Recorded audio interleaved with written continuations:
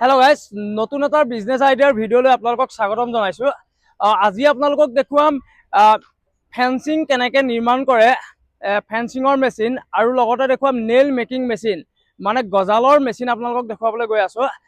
গজালৰ machine কেনেকুৱা ধৰণে প্ৰস্তুত কৰে, মেচিন কেনেকুৱা ধৰণে প্ৰস্তুত কৰে মই সেইটো কথা কৈ আছো আৰু কেনেকুৱা ধৰণে গজালৰ মেচিন প্ৰস্তুত কৰাৰ পাছত আপোনালোকে গজাল নিৰ্মাণ কৰিব পাৰিব গোটেইখিনি আপোনালোকক দেখুৱাবলৈ গৈ আছো। ইয়াতে একচুৱেলি ফেন্সিং বনোৱা মেচিন আৰু নেইল মেকিং মেচিন বনায়। তেতিয়াহ'লে बोलो আমি ओनर লগত আমি কথা পাतो। हम यहाँ पे अपना वायर नेल मेकिंग मशीन बनाते हैं, बारबेड वायर मशीन बनाते हैं और चेन लिंक जाली का भी मशीन बनाते हैं। अपना यहीं पे राजकोट गुजरात में मैन्युफैक्चरिंग यूनिट।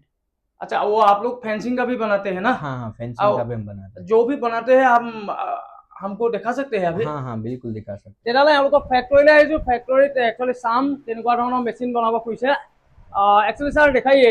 हाँ हाँ हाँ, मैं आपको अभी दिखाता हूँ अपने पास जो रेडीमेड मशीन है वो दिखाता हूँ।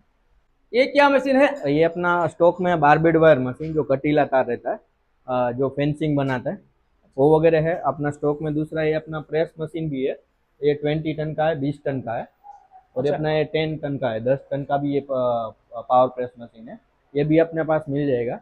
और बाकी अपना जो नेल मशीन का जो मैंने बोला उसके लिए मैं आपको पूरा दिखा देता हूँ सेटअप वगैरह। ইয়াৰ পৰা মই এটাই বুজিলোঁ, একচুৱেলি ওনাৰে কৈছে ইয়াত ফেন্সিং বনোৱা মেচিন আছে আৰু অন্যান্যখিনি মেচিন আছে, এটা প্ৰেষ্টিং মেচিন আছে আৰু নেইল মেকিং মেচিন, যিটো গজাল বনোৱা মেচিন সেইটো মই আপোনালোকক লাইভ দেখুৱাবলৈ গৈ আছোঁ অলপ দেৰিকৈ। তেতিয়াহ'লে এইটো আপোনালোকে যিটো দেখি আছে এইটো হৈছে ফেন্সিং বনোৱা মেচিন গাইজ। ফেন্সিং আপোনালোকে জানে এইটো ভাল বিজনেছ হয়। এইটো হৈছে ফেন্সিং বনোৱা মেচিন, সেইটো এইটো ফেন্সিংখিনি মানে ৰোল কৰে, ৰোল এইটো নহ'লে নহ'ব। আৰু এইটো প্ৰেষ্টিং মেচিন, এইটো এইটো प्रेसिंग मशीन, এইটো এটা বেলেগ ধৰণৰ মেচিন, তথাপিতো আছে যেতিয়া মই দেখাই দিছোঁ। আৰু এই प्रेसिंग मशीन में क्या क्या प्रेस करते हैं? इसमें अपना वो जो डायर वगैरह रहता है, अपना इंजिस वगैरह रहता है वो वगैरह बनाने का, मतलब जो भी अपना जो डोर किट वगैरह में जो भी रहता है ना उसको बनाने के लिए ज्यादातर यूज होता है। अच्छा, अच्छा। सभी जगह पे अलग अलग रहता है वो हिसाब से। बोलक আমি দেখুৱাই আছো নেইল মেকিং মেচিন, গজাল বনোৱা মেচিন একদম লাইভ দেখুৱাই আছো কেনেকুৱা গজাল বনে, পেকেট কেনেকৈ কৰে, কেনেকৈ আপোনালোকে ব্যৱসায়টো কৰিব পাৰিব, গোটেইখিনি আপোনালোকক বুজাই আছো। বলক গাইজ, আহি গ'লো। ইয়াত গজাল বনাই আছে, কেনেকুৱা ধৰণে গজাল প্ৰস্তুত কৰি আছে, পেকিং কেনেকুৱা ধৰণে কৰি আছে আপোনালোকক দেখুৱাবলৈ গৈ আছো। ইয়াত যদি চাই ইয়াত পেকিং কৰি আছে, আপোনালোকক লাষ্টত দেখুৱাই আছো। এতিয়া ইয়াত আপোনালোকে যদি চাই লাইভ চাবলৈ পাব। আপোনালোকে যদি চাই এয়া হৈছে গজাল, গজাল বনোৱা মেচিন, বিভিন্ন ধৰণৰ মেচিন ইয়াত গজাল বনোৱা বেলেগ বেলেগ চাইজৰ বেলেগ বেলেগ মেচিন পায়। আপোনালোকক যদি দেখুৱাওঁ তেতিয়াহ'লে ইয়াত গজাল বনি আছে আৰু ইয়াত গজাল এয়া ওলাই আছে। এতিয়া আপোনালোকে যদি চাই তেতিয়াহ'লে গজাল এয়া ওলাই আছে। একচুৱেলি এই ভিডিঅ'টো প্ৰস্তুত কৰিবৰ কাৰণে এওঁলোকে মেচিনখিনি এতিয়া বন্ধ কৰাই দিছোঁ মই, এওঁলোকৰ হতুৱাই এওঁলোকে যথেষ্ট সহায় কৰিছে। যদি ইয়াত মেচিনখিনি যদি চলি থাকে তেতিয়াহ'লে একো আৱাজ আমাৰ নাহিব, একো শব্দই শুনা নাযায়, মেচিনৰ আৱাজ ইমান বেছি। এইকাৰণে আমি যদি ওনাৰক সুধিবলৈ যদি যাওঁ, आप बताइए ये क्या क्या मशीन है? बहुत सारा मशीन देख लिया यहाँ, एक मतलब ये चल रहा है मशीन ना? प्रोडक्शन हो रहा है, प्रोडक्शन हो रहा है। थोड़ा बताइए अलग अलग मशीन का क्या रूल है वो बताइए। इसमें क्या है, ये N2 मॉडल है, ये 2 नंबर वाला मॉडल है। इसमें आपको करीबन अपना आधे इंच से लेके 3.25 इंच तक का लेंथ निकलेगा। वही हिसाब से आगे अपना 1 नंबर का मॉडल है, इसमें जो फर्नीचर का वर्क रहता है ना 0.25 इंच से लगा के 1.75 इंच तक का। कौन सा वाला फर्नीचर में लगाएगा?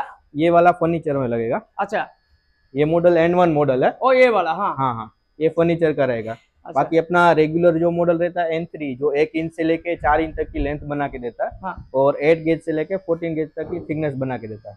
अच्छा, ये इसमें ना? हाँ नहीं, ऐसा ही मॉडल रहेगा बट इससे थोड़ा बड़ा मशीन आएगा। अच्छा, वो सब वो अलग अलग साइज बनते हैं क्या? हाँ हाँ, वो छोटी साइज की है, जो फर्नीचर वगैरह में जो यूज होती है ना ज्यादातर। अच्छा। वही साइज उसमें बनता है।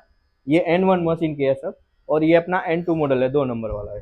अच्छा, इसमें क्या एक मशीन में क्या क्या मॉडल अलग अलग साइज का निकल जाएगा? हाँ हाँ, इसमें अलग अलग टाइप का रहता है, सभी मशीन के मॉडल के हिसाब से अलग अलग लेंथ बनता है, अलग अलग थिकनेस के हिसाब से वो हिसाब से रहता है। ठीक है, और समझिए ना वो मशीन के लिए। और ये क्या है, ये क्या है? ये अपना स्टैंड वगैरह वायर रखने के लिए वो वगैरह। और ये नेल मेकिंग चलाने के लिए पूरा सिस्टम, पूरा मशीन क्या क्या मशीन में होता है, पूरा सेटअप? ये पूरा सेटअप में ये अपना एक मशीन आएगा, अपना एक वायर स्टैंड आएगा।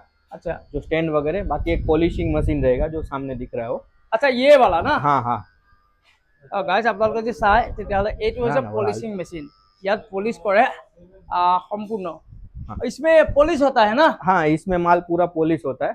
जो जंग वगैरह रहता है वो भी नहीं जो लगा रहता है वो पूरा पॉलिश हो जाता है इसमें।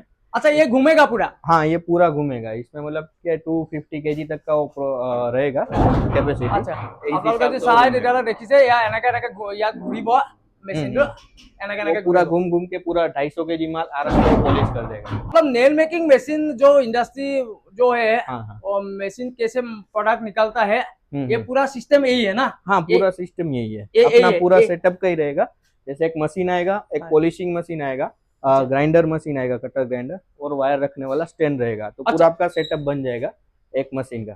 গাইজ ওনাৰে আপোনালোকক সকলোখিনি বুজালে তথাপিতো মই যদি অসমীয়াত ক'বলৈ যাওঁ তেতিয়াহ'লে এইটো হৈছে নেল মেকিং মেচিন গজাল বনোৱা মেচিন এইটো ইয়াত ধৰি লওক একেটা মেচিনতে কেইবাটাও চাইজৰ হৈ যায় আৰু বেলেগ বেলেগ চাইজৰ কাৰণে বেলেগ বেলেগ মেচিন দৰকাৰ হয় মানে এটা মেচিনতে আপুনি 3-4টা চাইজ বনাব পাৰে আৰু হ'লেও গজালৰতো বহুত চাইজ আছে কিন্তু গজালৰ যিহেতু বহুত চাইজ আছে বেলেগ বেলেগ চাইজৰ কাৰণে এইখিনি যথেষ্টখিনি মেচিন ইয়াত আছে ইয়াৰ পৰা গোটেই ভাৰতলৈ আৰু ভাৰতৰ বাহিৰলৈও এক্সপৰ্ট হয় এওঁলোকৰ মই এক্সপৰ্ট লাইচেন্সো চাইছোঁ একচুৱেলি এওঁলোকে গোটেই ভাৰতবৰ্ষলৈ আৰু ভাৰতৰ বাহিৰলৈও পঠিয়ায় আৰু এই সম্পূৰ্ণ বিজনেছটো কৰিবলৈ হ'লে এনেকুৱা এটা মেচিন দৰকাৰ হয় এনেকুৱা এটা ৰোল এইটো ৰোল ইয়াত মানে ৰ মেটেৰিয়েলছটো ইয়াত ঘূৰি থাকিবৰ কাৰণে এনেকুৱা এটা ৰোল মানে এইটো মেচিন বুলিয়ে কৈছোঁ আৰু দিয়কচোন এনেকুৱা এটা দৰকাৰ হয় ये क्या बोलते हैं ये क्या वायर स्टैंड बोलते हैं। वायर स्टैंड हाँ।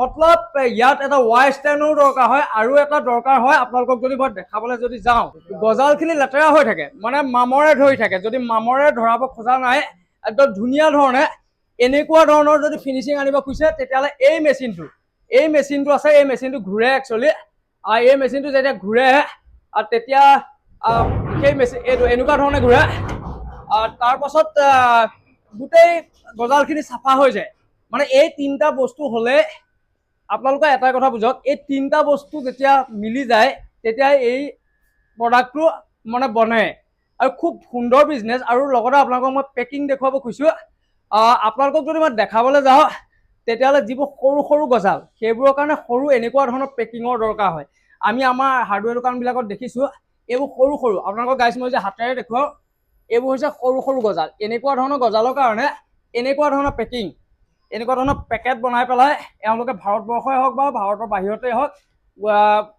এওঁলোকে বিক্ৰী কৰি আছে ডাঙৰ বিজনেছ কৰি আছে এনেকুৱা ধৰণৰ পেকেট বনাই পেলাই সৰু বিজনেছ মানে সৰু যিখিনি গজাল হয় সেইখিনি বিক্ৰী কৰিব পাৰিব এইটো ষ্টেণ্ডাৰ্ড দেখি যথেষ্ট ষ্টেণ্ডাৰ্ড দেখি এইখিনি একচুৱেলি 2.5 কেজি 2.5 কেজি ইয়াত লিখা আছে আপোনালোকক যদি দেখাওঁ তেতিয়াহ'লে 2.5 কেজি 455 এইটো MRP লেখা আছে গোটেই ডিটেইলছ আপোনালোকক কোম্পানী ডিটেইলছ দিব পাৰিব আপোনালোকে আৰু যিবোৰ হাৰ্ডৱেৰ দোকানত দৰকাৰ হয় সেই গজালবোৰৰ কাৰণে 25 কেজি পেকেট 50 কেজি পেকেট এইবোৰ বস্তাত একচুৱেলি যায় আমি একচুৱেলি 2-1 কেজি গজাল বিকাৰ কথা চিন্তা কৰা নাই আপোনালোকে এনেকুৱা মেচিন বহুৱাই পেলাই 25 কেজি 50 কেজি বেগ বনাওক আৰু এনেকুৱা সৰু সৰু যিখিনি গজাল হয় সেই এনেকুৱা 2.5 কেজি গজাল 2.5 KG packet 1 KG packet 0.5 KG 3 KG এনেকুৱা ধৰণৰ পেকেট বনাই পেলাই গোটেই বিজনেছটো কৰিব পাৰে একচুৱেলি গজাল বনোৱাৰ মেচিনৰ যিটো বিজনেছ হয় গজাল বনোৱা এটা মেচিন লৈ পেলাই আপোনালোকে গজাল